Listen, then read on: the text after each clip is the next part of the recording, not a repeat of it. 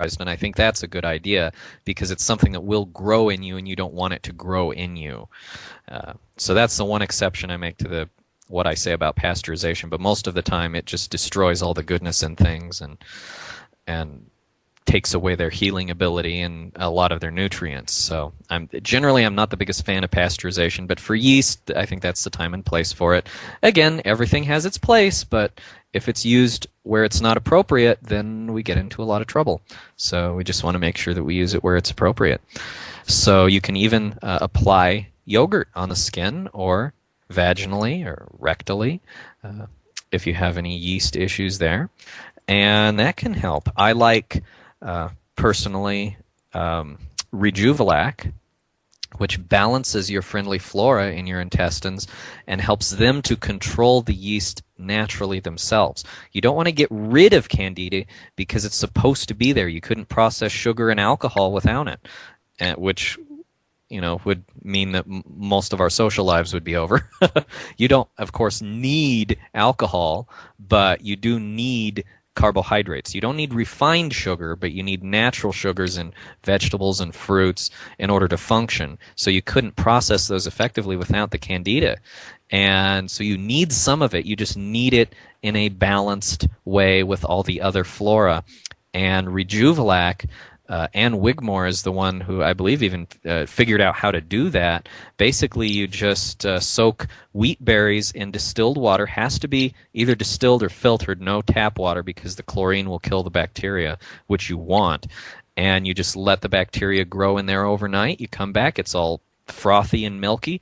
And you actually pour that first batch off, put new water on the wheat berries. And it's just, wheat berries a couple inches up in a glass. And then put water in over an inch over that, let it ferment. The first batch you throw out, or you could drink it, but it's just not it's full strength yet. And then you put more water on that, let it ferment overnight again, and you come back. Now it's really sour and smelly and frothy, and you drink that. And I suggest that you pour it through a sieve into a cup, plug your nose, and just knock it back all at once, because it really is not the greatest tasting stuff.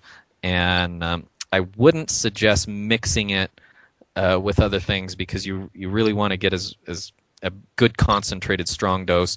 And some fruit juices even are so antibacterial they can inhibit the growth of this because it hasn't gone through your digestion. So I suggest to have it first thing in the morning on an empty stomach. Just knock it back, gulp it down, and do that several days in a row, and you'll be putting the good bacteria back in your system from either overconsumption of sugar or alcohol or antibiotics or colloidal silver. All those things can kill the friendly bacteria and imbalance your flora.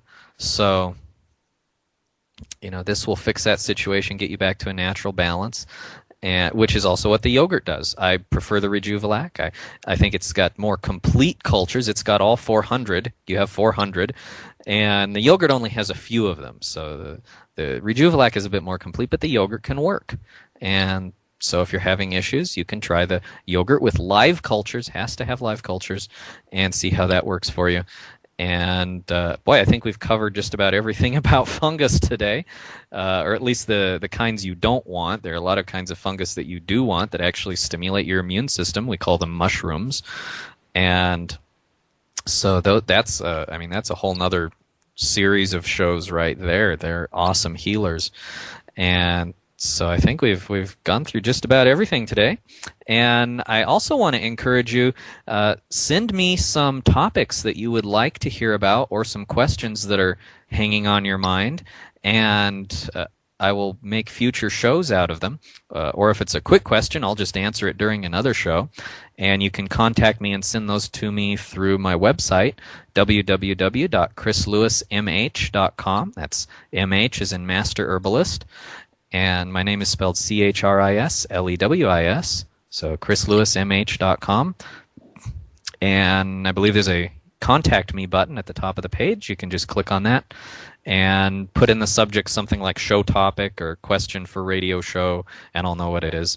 And that way I can make sure to talk about what you want to hear about, because I really want to do that.